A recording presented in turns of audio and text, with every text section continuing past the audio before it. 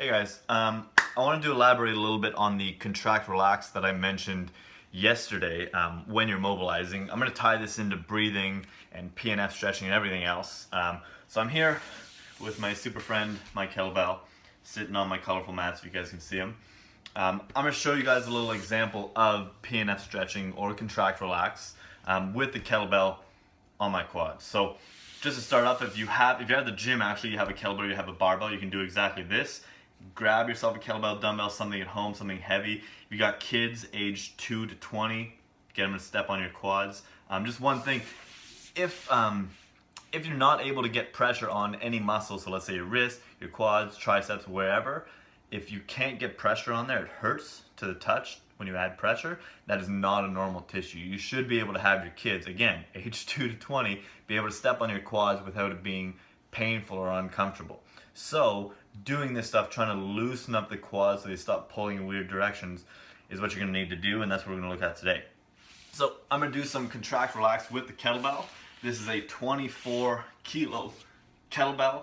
I'm going to flip it over. The blunt side, the bottom here, or even the round side, isn't enough for me, so we'll flip it over. And again, be careful with this. If this is enough for you, the bottom or the side, then keep it there. Otherwise, we can make it a little bit more acute and use the handle of the kettlebell here. So if you guys remember the contract relax method, I'm going to hang out here. It's a little bit too much weight for me, so my hand's lifting up some of the weight to alleviate it. I'm going to take a deep breath in, hold it, contract my quad, 2, 3, 4.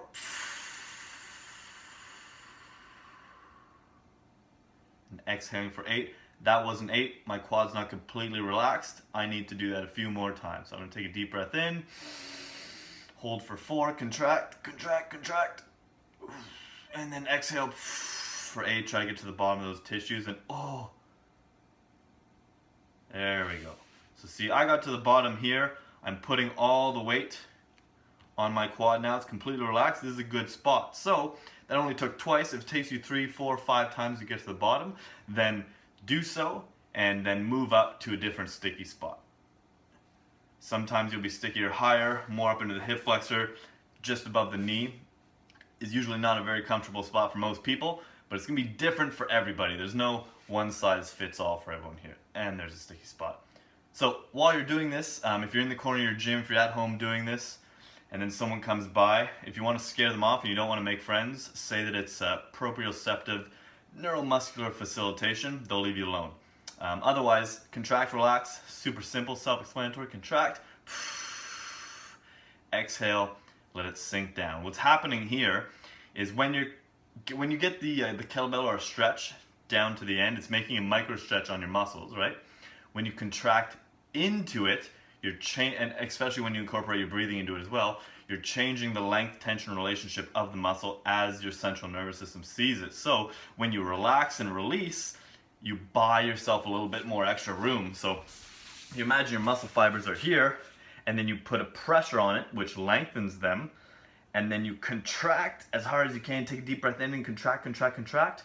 They're not getting any shorter because they're already stretched out. I have the kettlebell pressing down, or maybe I'm in an overhead position. My muscles are stretched out.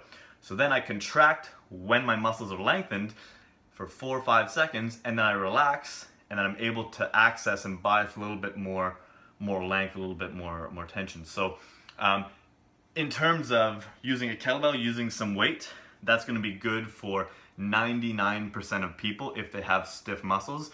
In terms of positions and lengthening overhead or the press archetype or something, if there's a hypermobile athlete and they're just hanging on the end of the joints, they do not need PNF stretching or contract relax to gain accessibility to that spot. What they would need is more soft tissue PNF instead of the lengthening PNF.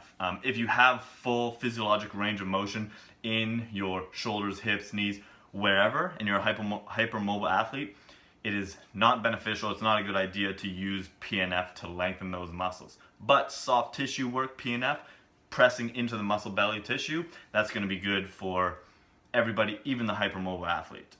That might be another topic altogether. You guys can ask me if you want me to elaborate on hypermobile and hypertonic athletes. But let me know in the comments. Hope you guys like this, seeing me torture myself for once. Have a good day.